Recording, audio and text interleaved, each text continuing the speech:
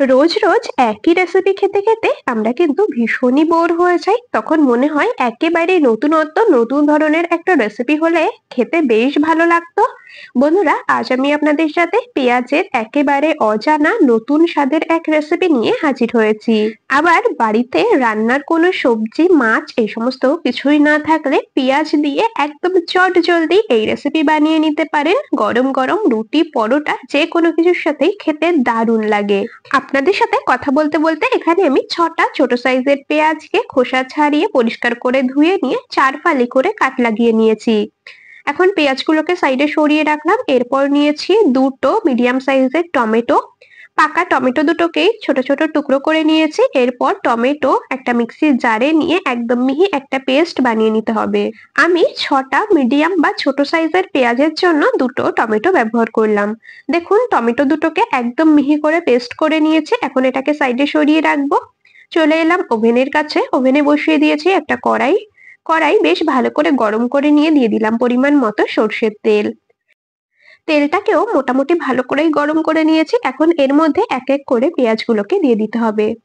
পেঁয়াজগুলোকে তেলের ওপরে দিয়ে দিয়েছি আর এখন এর মধ্যে মোটামুটি 6 থেকে 7টার মতো আমি কাঁচা পাকা লঙ্কা দিয়ে দিচ্ছি। আপনারা যেই রকম ঝাল খাবেন সেই অনুযায়ী কিন্তু এখানে কাঁচা পাকা লঙ্কার পরিমাণ কম বেশি করে দিয়ে নেবেন। পেঁয়াজ আর লঙ্কাগুলোকে হালকা করে ভেজে নিতে হবে। পেঁয়াজের গায়ে হালকা ভাজা রং আসা পর্যন্ত, পেঁয়াজগুলো হালকা রং হওয়া পর্যন্ত ভেজে নেব। পেঁয়াজ আর লঙ্কাগুলোকে মিডিয়াম টু লো ফ্লেমে এরকম ভাবে ভেজে নিতে থাকি। আর বন্ধুরা, এই সময়টা কিন্তু অবশ্যই আপনারা আমাকে কমেন্টসে জানিয়ে যাবেন আপনারা কে কোন জায়গা থেকে আমার আজকের এই রেসিপিটা দেখছেন, তবেই না আপনাদের কমেন্টসে ধন্যবাদ জানাতে পারবো। এদিকে দেখুন, লঙ্কাগুলোকেও হালকা করে ভেজে নিয়েছি। এবার তুলে নিলাম একটা পাত্রে। ভেজে নেওয়া পেঁয়াজগুলোকেও একটা পাত্রে তুলে নিলাম।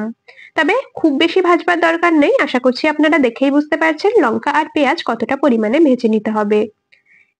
পেঁয়াজ ভাজা এই কড়াইয়েই আরো কিছুটা সর্ষের তেল দিলাম। হাফ চামচ দিয়ে দিলাম গোটা সাদা জিরে, হাফ চামচ কালো সর্ষে, হাফ চামচ দিয়ে দিলাম মৌরি, আর সামান্য একটু দিয়ে দিচ্ছি কালো জিরা। মিনিট খানিকের মতো লো ফ্লেমে হালকা করে একটু নেড়ে চেড়ে ভেজে নেব, ফোড়ন থেকে সুন্দর একটা ভাজা গন্ধ বেরোনো পর্যন্ত।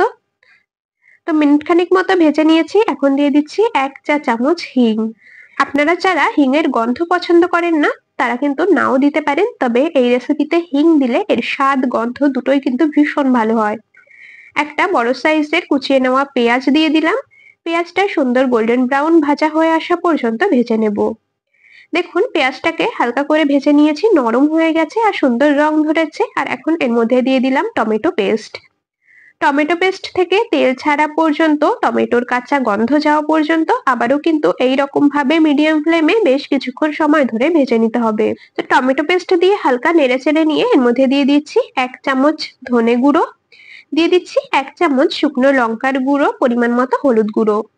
টমেটোর সাথে গুঁড়ো মশলাগুলোকেও কিন্তু খুব ভালো করে এরকম ভাবে কষিয়ে নেব যতক্ষণ না তেল ছেড়ে আসছে। টমেটো এইরকম ভাবে মোটামুটি 3 থেকে 4 মিনিটের মতো মিডিয়াম টু লো ফ্লেমে রান্না করে নিয়েছি। দেখতেই পাচ্ছেন তেল ছেড়ে দিয়েছে আর এখন কিন্তু গ্যাসের ফ্লেম অফ করে দিয়েছি। এখানে আমি 100 গ্রাম টক দই খুব ভালো করে ফেটিয়ে নিয়েছিলাম। গ্যাস বন্ধ করে মশলার মধ্যে আমি টক দইটা দিয়ে দিলাম। স্বাদ মতো দিয়ে দিলাম লবণ। গ্যাস বন্ধ থাকা অবস্থাতেই টক দই দিয়ে খুব ভালো করে মশলার সাথে মিশিয়ে নিতে হবে। এতে করে কি হবে, টক দইটা খুব ভালো মতো করে মিশে যাবে আর টক দই ফেটে যাবে না। খুব ভালো করে মশলার সাথে মিশিয়ে নিয়েছি আর গ্যাস এখন অন করে দিলাম।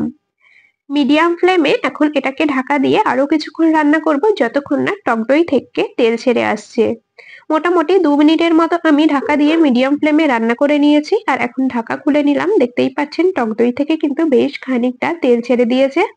আবারও খুব ভালো করে একটু নেড়েচেড়ে মিশিয়ে নেব। আর এখন এর মধ্যে দিয়ে দেব হাফ চামচ গরম মশলা গুঁড়ো। হাফ চামচ এখানে আমি গরম মশলা গুঁড়ো দিয়ে আবারও খুব ভালো করে মশলার সাথে মিশিয়ে নিচ্ছি। মশলাটা আমাদের একেবারেই রেডি হয়ে গেছে। মশলা থেকে সুন্দর তেল ছেড়ে দিয়েছে আর এই সময় এর মধ্যে দিয়ে দিতে হবে ভেজে রাখা পেঁয়াজ লঙ্কাগুলোকে। ভাজা পেঁয়াজ লঙ্কা মশলার মধ্যে দিয়ে খুব ভালো করে আবারও কিন্তু নেড়ে চেড়ে মিশিয়ে নেব। বন্ধুরা, এই সময় আপনাদের কাছে আরো একটা রিকোয়েস্ট, যদি চ্যানেলে নতুন বন্ধু হয়ে থাকেন অবশ্যই কিন্তু চ্যানেলটি সাবস্ক্রাইব করে রাখবেন। আর যদি রেসিপিটা দেখে একটুও ভালো লেগে থাকে তবে ভিডিওটিতে একটি লাইক আর বন্ধুদের মধ্যে অনেক অনেক শেয়ার করে দেওয়ার অনুরোধ রইল। পেঁয়াজগুলোকে দিয়ে খুব ভালো করে নেড়ে চেড়ে কিছুক্ষণ ঢাকা দিয়ে রেখেছিলাম যতক্ষণ না পেঁয়াজগুলো পুরোপুরি সেদ্ধ হয়ে যাচ্ছে। মোটামুটি আমি 5 মিনিটের মতো মিডিয়াম ফ্লেমে ঢেকে রেখেছিলাম, আর এখন কিন্তু পেঁয়াজগুলো খুব ভালো মতো করেই সেদ্ধ হয়ে গেছে। রান্নাটা আমাদের প্রায় হয়ে এসেছে, আর সবশেষে এর মধ্যে দিয়ে দিতে হবে কাসুরি মেথি।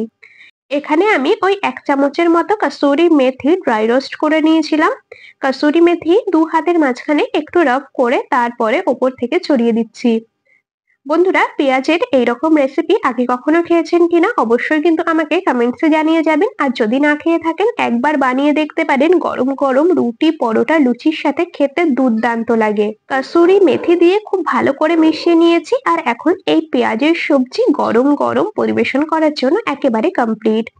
গ্যাস অফ করে দিয়ে এখন এটাকে একটা প্লেটের মধ্যে পরিবেশন করে নিচ্ছি, আর দেখুন দেখতেও কতটা লোভনীয় লাগছে। আশা করছি আপনাদের রেসিপিটা ভীষণই ভালো লেগেছে, আর যদি ভালো লেগে থাকে তবে কিন্তু ভিডিওটিতে একটি লাইক করে রাখবেন, আর কেমন লেগেছে কমেন্টসে অবশ্যই জানিয়ে যাবেন। তবে আজ এখানেই শেষ করছি, আবার দেখা হবে পরবর্তী কোনো রেসিপির সাথে। ততক্ষণ সকলে ভালো থাকবেন, সুস্থ থাকবেন।